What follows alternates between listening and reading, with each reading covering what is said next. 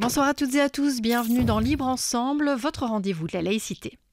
11 septembre 1973, il y a tout juste 50 ans, l'armée chilienne prend le pouvoir par la force. Salvador Allende, le président socialiste élu démocratiquement 3 ans plus tôt, se donne la mort dans le palais présidentiel, un palais pris d'assaut par les putschistes. Ce coup d'État marque la fin des espoirs démocratiques du Chili. Il marque aussi l'entrée dans une période de dictature qui sera parmi les plus répressives au monde, celle du général Pinochet. Quel est l'héritage d'Allende 50 ans plus tard? Que sont devenus ces espoirs de justice, d'égalité, de dignité des peuples? Quelles horreurs ont dû surmonter celles et ceux qui lui ont survécu? Comment la solidarité internationale avec le peuple chilien s'est-elle organisée à l'époque? En quoi cette solidarité reste toujours emblématique? On en parle avec nos deux invités ce soir. Déjà, bonsoir à tous les deux et merci d'avoir accepté notre invitation. Libre Ensemble, Vinciane Colson, Jacques Nizan. Tout d'abord, donc Francisca Medel, vous êtes chilienne, vous avez trouvé refuge en Belgique en 1977 après 3 ans de prison et de torture au Chili. On va parler de votre histoire dans un instant. Et Pierre Galland, vous êtes un militant de toujours pour le droit des peuples à disposer d'eux-mêmes, cofondateur d'Oxfam Belgique, professeur honoraire à l'ULB, ancien sénateur PS. Vous avez cofondé en 1973 le collectif d'accueil aux réfugiés du Chili et vous coordonnez aujourd'hui le collectif Allende 50 qui organise toute une série d'activités pour commémorer ce triste anniversaire. Alors, Francisca Medel, quel souvenir vous gardez, vous, de ce 11 septembre 1973? Beaucoup de tristesse, évidemment. Beaucoup de tristesse, évidemment, parce que ça a brisé beaucoup de rêves de notre jeunesse qui nous avons grandi à côté du Che, à côté d'Allende. On a milité, mais d'une manière très, très, très, très engagée. On a tout laissé tomber parce qu'on devait faire une révolution. Donc, ça, c'était très sérieux. Et tous ces rêves et tout ce qu'on avait construit a été banni, a été détruit par non seulement des militaires. Il faut aussi signaler que le coup d'État a été fait par des militaires et des civils. L'extrême droite a été très présente et a participé à la répression activement. Ils ont torturé aussi. Ils ont emprisonné et ils ont tué. Donc c'est une dictature, on ne peut pas dire civico-militaire, parce qu'ils n'étaient pas très civiques, des hommes civils et des militaires. Et ça a plongé le pays dans une période d'obscurité totale. Ils n'ont pas fait seulement un coup d'État, comme je disais il y a quelques jours, ils ont emprisonné un pays entier. Un pays entier qui avait mis beaucoup d'espoir dans cette unité populaire, donc cette unité autour de Salvador Allende. Quels étaient vos espoirs à vous, jeunes chiliennes des années 70? Quels espoirs aviez-vous dans Allende? Le monde, hein. On était occupés à changer le monde et on commençait par le Chili. Donc, toutes ces mesures, 40 mesures du programme d'Allende, il les a accomplies une par une. Ce n'était pas lettre morte. Il y avait 40 mesures et une par une, de la nationalisation du cuivre à la création d'un changement de système éducationnel, à nationaliser la banque. Ça a touché profondément la droite, hein, qui est partie, qui a quitté le Chili. Donc tout ce qu'on a promis a été accompli. Avec toutes les difficultés que tout le monde connaît, hein, maintenant, mais avec toutes ces difficultés, on est sorti, on a fabriqué des pièces parce qu'il y avait un blocus américain. Il n'y avait pas des pièces de réchange pour beaucoup de choses, mais les ouvriers se sont débrouillés pour créer eux-mêmes, avec leurs outils, pour continuer la production, par exemple. On a changé la façon de vivre. Le tissu social, il était très dense au Chili. Dans tous les quartiers, il y avait organisation. Les syndicats, il y a les cordons industriels aussi qui ont été créés. Et avec ça, on a créé aussi une façon de gérer les entreprises qui ont été nationalisées. Pierre Galland, ce coup d'État, le 11 septembre 1973, il met vraiment fin à l'expérience du socialisme démocratique au Chili, parce que c'est la première fois qu'une révolution socialiste communiste se faisait dans la légalité, j'ai envie de dire. Je vais d'abord faire une petite correction. Ce n'était pas une révolution communiste, c'était une révolution populaire portée par l'ensemble des partis de la gauche. Et donc, c'était un effort énorme qui avait été fait sur le plan de la préparation de l'accession d'Allende au pouvoir. C'était qu'il y avait un peuple organisé à la base, à l'intérieur de différents courants, y compris le courant chrétien de gauche, et qui a fonctionné pendant toute l'unité populaire, qui fonctionnera aussi dans la résistance. Il y a tous les exilés, mais il y a aussi la résistance. Et donc, ça se passe à un moment donné précis. Il faut quand même rappeler à nos auditeurs que 1970, c'est encore la guerre du Vietnam. Ça va être la fin de la guerre du Vietnam. Les Américains doivent se retirer de la guerre du Vietnam.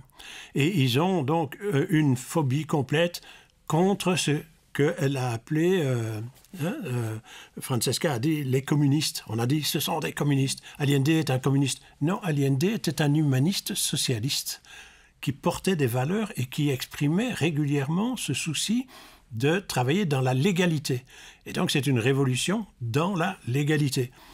Et elle est elle est révolutionnaire en elle-même parce que beaucoup de luttes de libération des peuples de cette époque, à partir des années d'après-guerre, vont être toutes, et beaucoup, ou la plupart d'entre elles, vont être armées, y compris à Cuba. Et là, on a soudain un projet de société qui est porté avec une volonté pacifique. Et donc, c'est novateur, c'est intéressant, ça va passionner l'ensemble de l'humanité. Et il y a des gens qui viendront à Santiago pour rencontrer le gouvernement d'Allende et rencontrer Allende pour dire, mais comment vous faites? Et si Mitterrand, dans ses propres mémoires, raconte le fait qu'il est allé à Santiago en 1971, qu'il a passé une soirée entière avec Allende et il a dit, c'est lui qui est le premier à employer cette expression, voilà une révolution dans la légalité. Et c'est lui qui dira aussi toute la révolte que ça peut signifier du fait que, bien, il va y avoir une alliance américaine, des entreprises, du gouvernement, de la CIA, pour empêcher Salvador Allende d'arriver au pouvoir. Échec, il arrive au pouvoir. Après ça, pour saboter complètement son économie.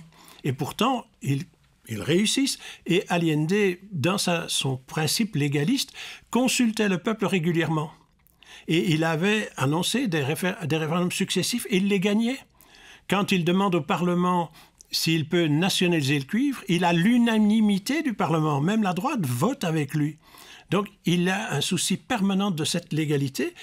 Et devant l'échec des sabotages, devant l'échec de l'avoir essayé d'empêcher qu'il arrive au pouvoir, eh bien, au moment où il va aller encore consulter le peuple, il annonce un référendum pour le mois d'août et pour le mois de septembre. Eh bien, vu l'échec, eh bien, il va y avoir le coup d'État militaire, c'est-à-dire devant l'échec d'empêcher le peuple d'avancer dans son projet, il y aura le fait qu'il y aura ce coup d'arrêt du coup d'État militaire. Avec le soutien des États-Unis, ça on le sait aujourd'hui. Attention, coup d'État qui a été préparé dès le jour où il est arrivé au pouvoir. Dès le jour où il est arrivé au pouvoir, on sait aujourd'hui que dans la marine notamment, il y a eu des séditieux pour d'abord supprimer le général en chef de la marine, l'amiral en chef, on va le supprimer parce qu'il était pro-Allende, et ils vont structurer les projets d'un coup d'État. Et c'est devant le fait que ça ne marchait pas que le coup d'État sera poussé par les États-Unis. Et Kissinger dira clairement, Kissinger, qui était quand même le ministre des Affaires étrangères des États-Unis, dira on ne pouvait pas laisser perdurer l'expérience de Salvador Allende parce que, d'abord, c'est du communisme. Deuxièmement, c'est un très mauvais exemple pour les autres États latino-américains. Et enfin, c'est aussi un mauvais exemple pour la France, où se négociait le programme commun de la gauche, et pour l'Italie, où se négociait le compromis historique entre les eurocommunistes italiens et les démocrates chrétiens. Et tout ça, aujourd'hui, est déclassifié, donc on le sait. Et en fait, donc, on est là devant une situation tout à fait particulière, parce que c'était une innovation dans le processus d'émancipation populaire qui avait commencé après la Deuxième Guerre mondiale et qui permettait au peuple de s'émanciper du processus colonial. On avait en Amérique latine un projet qui était l'émancipation vis-à-vis de l'impérialisme et de l'ensemble des multinationales qui contrôlaient l'ensemble de l'économie latino-américaine. Et c'est face à ça qu'il va y avoir alors une réaction terriblement violente. Et il se fait que ce coup d'État est un des plus violents qui a été commis dans toute l'Amérique latine et de par le monde. Quand on sait que ça va provoquer immédiatement 25 000 arrestations dans les 24 heures, ça va provoquer 30 000 emprisonnements, ça va provoquer 3 200 personnes qui vont mourir dans les prisons, et ça va provoquer un exil de près de 300 000 Chiliens et de ceux qui étaient accueillis au Chili parce qu'ils avaient déjà fui des dictatures latino-américaines d'autres pays. Oui, c'est ça. Donc c'est quand même un événement particulier qui a été observé. Qui a marqué le monde entier. Hein, c'est ça que je veux dire. Il a participé. Et je dis souvent, Allende a été un marqueur historique. Et c'est contre un marqueur historique que s'est élevé ceux qui s'appellent la communauté internationale. Francisca Medel, donc, après ce 11 septembre 1973, que s'est-il passé pour vous, qui était une militante, qui soutenait ce régime d'Allende et cette unité populaire? Mais on a commencé immédiatement, on a commencé à organiser la résistance. Et ça avec très peu de moyens, parce que malgré le fait qu'on disait qu'on était hyper armés, qu'on était des dangereux criminels, etc., ça, ce n'est pas vrai du tout. On n'avait pas d'armes. On devait se défendre, mais on n'avait pas avec rien du tout. Donc on avait quelques outils faits maison, donc, mais ça face à une armée aussi puissante et organisée, on n'avait aucune chance de faire de combattre. Vous n'étiez pas à armes égales. Ça, c'est impensable. Là, mais on devait s'organiser parce que les partis de gauche ont été pratiquement estimés, donc, et tous nos dirigeants étaient emprisonnés. Et nous, la base socialiste dans mon cas, mais on se retrouvait avec les autres militants des autres partis politiques, on se réunissait et on organisait la résistance autrement que militaire. Et c'est comme ça donc qu'on s'est fait arrêter, parce qu'on était tous fichés, on était tous connus comme militants très actifs, surtout ceux comme moi qui avons participé activement dans le travail des cordons industriels avec les syndicats, organiser les populations, etc. Donc on était fichés.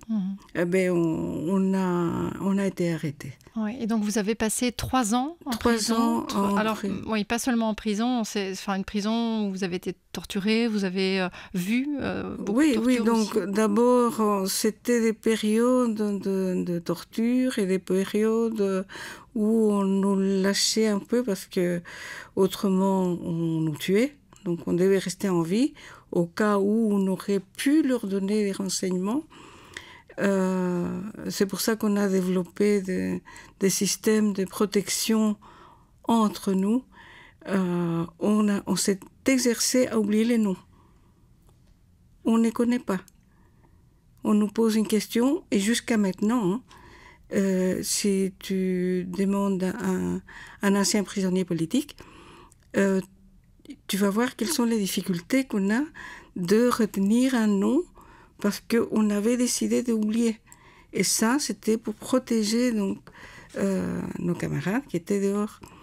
Donc, c'est des périodes de torture. Ils nous ont jugés par la justice militaire et on a été condamnés, évidemment. Donc, il n'y avait pas d'avocat. On n'avait pas de défense. Ou alors, il y avait des avocats commis d'office qui tremblaient rien que du fait d'être à côté de nous parce qu'on était dangereux. Selon la junte militaire, on était des dangereux criminels. Et donc, on on a été arrêtés. Il y avait des lieux de torture. On ne torturait pas n'importe où, parce qu'ils devaient avoir leurs outils. Et on a passé par toutes ces atrocités incroyables. On ne peut pas imaginer qu'un homme ou une femme, parce qu'il y en avait aussi, puisse être aussi cruel et inhumain. Ça, c'est des personnages qui ont perdu toute leur humanité, je ne sais pas comment. Ils s'est drogués beaucoup. Il y en avait beaucoup qui consommaient des pilules mélangées avec de l'alcool. Et ils arrivaient à torturer des femmes enceintes de 8 mois. Ou des gamines de 15-16 ans devant tout le monde. À faire des simulacres, on nous fusillait, quoi. Et on sentait passer la balle. Et des tortures inimaginables, des montrées, des morceaux de tissu ensanglantés, parce que un camarade, on lui disait, écoute, ça c'est ton fils, ça c'est ta fille, et si tu ne parles pas, ben, ça va être ta femme aussi. Et ça devant nous tous. L'horreur absolue. En fait, dès 1973, la solidarité internationale s'est assez vite organisée. Alors, je me tourne vers vous, Pierre Galland. C'est vrai qu'en Belgique, la Belgique a accueilli beaucoup de réfugiés chiliens. Comment expliquer d'ailleurs que la Belgique s'est retrouvée comme ça, terre d'accueil pour toute une série de Chiliens? Mais c'est assez simple à expliquer. Il se fait que la Belgique avait été intéressée de soutenir le modèle de Salvador Allende et avait décidé, à l'époque c'était le gouvernement Le Burton, et avait décidé d'envoyer la secrétaire d'État à la coopération et développement à Santiago. Et le 11 septembre 1973, Irène Petry, la ministre de la coopération, était à l'aéroport pour aller signer l'accord de coopération avec le gouvernement de Salvador Allende. Quand elle a reçu un coup de téléphone disant « ne pars pas, il y a un coup d'État ».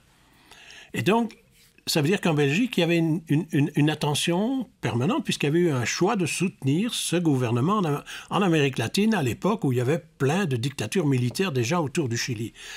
À ce moment-là aussi, en Belgique, comme il y avait des relations permanentes de coopération avec le Chili, c'est pour ça il y avait déjà des coopérants qui étaient au Chili, eh bien, on va avoir directement des messages qui vont arriver. Et il y avait une caractéristique belge, c'est qu'il y avait un avion Sabena qui faisait Santiago du Chili, Bruxelles. Le lendemain du coup d'État, un avion Sabena arrive à Bruxelles venant de Santiago du Chili, il est rempli d'exilés. Et parmi ces exilés, les principaux exilés, c'est d'abord des gens qui avaient trouvé refuge au Chili, c'est-à-dire des Haïtiens, des Brésiliens, des Uruguayens, qui étaient réfugiés et qui étaient les premiers à comprendre ce qui se passait, qui sont partis. Et donc, on a eu là une première vague de gens qui arrivaient. Et il se fait qu'en Belgique, les organisations d'accueil traditionnelles, excusez-moi de le dire comme ça, elles étaient plutôt habituées à recevoir des anticommunistes qui fouillaient les pays de l'Est. Aussi, ça ne marchait pas avec ces gens qui arrivaient. Donc, ils ont été accueillis par les citoyens en Belgique. Les premiers exilés arrivés vivaient chez des citoyens belges et on a conçu un modèle qui était le collectif d'accueil des réfugiés du Chili avec une douzaine d'associations dans lesquelles il y avait aussi bien les socialistes que les Amnesty International, que Oxfam, que Entraide et Fraternité des chrétiens, etc., qui ont pris une décision, c'était d'interpeller le gouvernement pour qu'on puisse organiser l'accueil en collaboration avec les réfugiés eux-mêmes, qui ont recréé à Bruxelles un collectif de Chiliens qui, avec nous, faisaient les listes des gens qu'il fallait absolument exfiltrer pour leur sauver la vie. Et la Belgique a joué un rôle très honnête là-dedans, parce que dès le lendemain du coup d'État, elle a donné instruction à son ambassade d'accueillir les exilés, ceux qui voulaient se protéger dans l'ambassade. Et c'est ainsi que nous, alors, on a commencé à organiser cet accueil qui a été tout à fait particulier. Des gens arrivaient en Belgique, dans les bras de leurs parents, et ils étaient accueillis dans une famille pendant plusieurs semaines, parfois même 6 mois. Et entre-temps, nous trouvions la manière de les aider au mieux. Et la manière de les aider au mieux, c'était de travailler avec les CPAS, avec les communes, etc., qui ont participé à cet accueil. Et ça a été vraiment très structurant de voir comment, grâce à l'unité des Chiliens qui s'est recréée en Belgique et l'unité des associations belges qui se sont, avec les syndicats et en particulier avec la FGTB, structurées, eh bien, ça a donné une capacité réelle de répondre à un besoin qui était celui d'accueillir des gens dans la dignité et pas simplement comme des réfugiés, comme on le fait un peu trop aujourd'hui, qui n'est pas une manière humaine de recevoir les gens. Alors, il y a eu une volonté d'humaniser le processus et ça a été jusqu'au point qu'on a créé aussi un autre collectif qui était le CNUCH, Comité National Universitaire Chili, où les universitaires, en particulier d'abord ici à l'ULB, puis après ça avec les autres universités à Liège, et puis après ça avec l'UCL, et puis avec Gand, et puis avec Anvers, les universitaires ont accueilli les jeunes Chiliens, parce que beaucoup étaient très jeunes. Ils arrivaient, comme Francisca, elle était jeune à l'époque, elle était une militante jeune, beaucoup de jeunes, et ces jeunes, parmi eux, il y avait des étudiants. Et on les a aidés à pouvoir poursuivre leur cursus. Parmi eux, il y avait des enseignants. On les a aidés à rentrer dans le circuit d'enseignants, y compris à l'ULB. Et donc, c'est une façon de faire l'accueil qu'on devrait être capable de reproduire aujourd'hui, parce qu'il était profondément humaniste. Alors, on va parler des événements qui vont être organisés pour les 50 ans, mais Francisca Medel, à votre avis, pourquoi la figure d'Allende, elle nous parle encore aujourd'hui? Alors, elle vous parle à vous par votre histoire, mais elle parle plus largement, en fait. Comment vous expliquez ça? Il suffit de lire et relire ses discours. Et là, quand il s'adresse aux étudiants, par exemple, quand on nous dit il faut changer le monde, et il faut y aller. Et ce n'est pas ici, à l'université, que vous allez changer le monde. Il faut étudier, il faut des bons professionnels, mais aussi il faut que ces professionnels aillent travailler dans les champs, aillent travailler à l'usine, pour qu'ils se rendent compte, pour qu'ils connaissent, pour qu'ils sachent pourquoi il faut changer les choses. Donc, et ça, c'est d'actualité, absolument. Quand il parle des droits des femmes, mais plus actuel que ça. Ou quand il parle aussi des Mapuches, des Indiens du Chili, de l'Amérique du Sud. Et quand il leur reconnaît tous les droits comme n'importe quel autre national, quand il dit qu'il faut leur rendre leur terre, parce qu'on les a usurpés. Et quand il parle de la fraternité avec les autres peuples latino-américains, et pas uniquement de l'Amérique latine. C'est un message universel qu'il nous a donné et qui garde sa fraîcheur, sa jeunesse jusqu'à maintenant. J'ai envie du coup de faire goûter à nos éditeurs un chant qui était vraiment la chanson emblématique de la lutte pour la démocratie au Chili, mais qui au fil du temps est devenue un peu une chanson symbole d'unité, de solidarité populaire à travers le monde, qui a vraiment dépassé même les frontières du Chili. Je vous la fais écouter ici dans la version originale de 1973. Donc c'est d'abord, on entend d'abord le peuple chanter et ensuite le groupe Quilapayún. Alors cette chanson, c'est El Pueblo Unido Jamais Será Vencido. Unido, jamás será vencido, el pueblo unido, jamás será vencido. Que cantar, que vamos a triunfar, avanzan ya banderas de unidad, y tú vendrás marchando junto a mí, y así verás tu canto y tu bandera florecer la luz de un rojo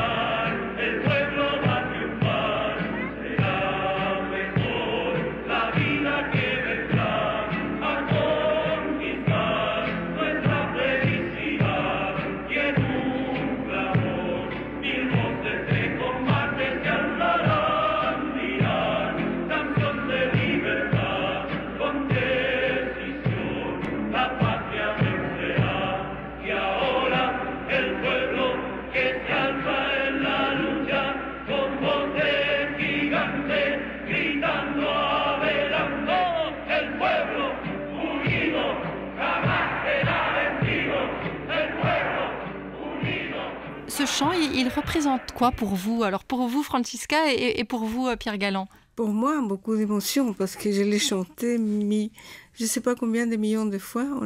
On a chanté seul et ensemble, et en même temps qu'on écrivait par petits morceaux le dernier discours d'Allende quand on était en prison, et on le mémorisait. Donc c'est la même chose, c'est la même émotion que... Moi, j'écoute ça et je suis tout émue. Et j'écoute le dernier discours et tous les autres d'Allende. Et c'est ma vie, en fait. C'est notre jeunesse, mais pas seulement. Moi, je deviens vieille, mais je garde ces espoirs. Et je crois que la plupart d'entre nous, on est allé... On fait ce qui est pire, en fait. Maintenant, avec les réfugiés qui arrivent de tous les côtés, et on a participé activement pour les cacher quand c'était interdit. Vous vous rappelez, il y a quelques années, on a ouvert nos maisons pour les accueillir, pas avec les moyens que Pierre avait, mais avec les nôtres, avec nos moyens, pour qu'ils ne pleurent pas la nuit, par exemple, parce qu'il y avait des gosses très jeunes. Très très jeunes, de 14-15 ans, qui ont été accueillis par la Belgique finalement, parce qu'ils étaient trop jeunes et la Belgique était seule et a été obligée de les accueillir. Donc pour moi, tout ça, c'est une façon de vivre. C'est un mode de vie qui s'est installé et ça réveille le meilleur de nous, je crois. Oui, Pierre Galland, des valeurs qui restent universelles aujourd'hui, ces valeurs d'Allende. Mais c'est clair, je pense que c'est un marqueur historique. Et c'est dans l'histoire, quoi. Vous avez eu Mandela, vous avez eu des gens extraordinaires dans le monde entier, comme ça, qui sont des repères. Et je crois qu'Allende, c'est pas un homme parfait, mais c'est un homme qui a servi de repère pour d'abord le peuple chilien, l'Amérique latine, et en particulier aussi en Europe, où il a eu une vision, il y a eu une retraduction de ce que pouvait être ce droit d'émancipation des peuples. Et ce qui caractérise le Chili, et cette chanson en particulier, c'est aussi le fait que c'est une révolution qui était joyeuse. C'est une révolution qui s'est faite dans un cadre culturel tout à fait exceptionnel. Il y aurait bien des choses à raconter sur la manière dont la résistance s'est fondée sur le fait culturel chilien qui était porteur des aspirations qui avaient été fracturées, fracassées par la junte militaire aux ordres, quand même, il faut le rappeler, de grandes multinationales comme ITT, comme la CIA américaine, qui ont vraiment fracturé ce projet parce qu'ils l'estimaient trop dangereux, trop contagieux pour le reste de l'humanité. Oui, et cette révolution joyeuse, c'est un peu ce qui vous a inspiré peut-être pour ces commémorations des 50 ans de la mort d'Allende. Donc il y a tout un programme qui a été mis en place par le collectif, le comité 50. Allende 50. Allende oui. 50. Et alors vous pouvez trouver la liste des activités, notamment sur la page Facebook. Vous tapez comité Allende 50 Bruxelles et vous verrez toute une série d'activités. Mais on voit qu'effectivement, il y a des expositions, il y a de la musique. Vous avez voulu faire quelque chose de joyeux?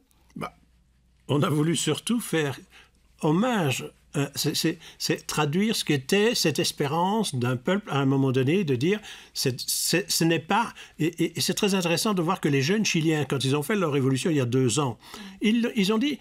Nous reprenons le message de Salvador Allende, nous allons lui donner une continuité. Il y avait cela, eh bien, l'Amérique latine et le Chili, ce sont des pays qui rebondissent, et qui rebondissent dans une certaine conception du monde qui n'est pas simplement la leur. Et je crois donc que c'est un message très universel. Et en ce sens, oui, notre programme s'est voulu très large et il a été porté par de nombreux exilés chiliens dans notre pays, mais aussi par de nombreuses associations pour qui le message de droits humains, de droit international, d'une autre économie possible dans le monde, d'un autre monde qui est possible, eh bien c'est un message qui est encore partagé par beaucoup de monde et qui sont prêts à se mobiliser lorsqu'on lance une invitation comme celle du comité Allende 50. Oui, donc le 11 septembre, il y a notamment une marche dans Bruxelles qui va démarrer à partir de l'hôtel de ville.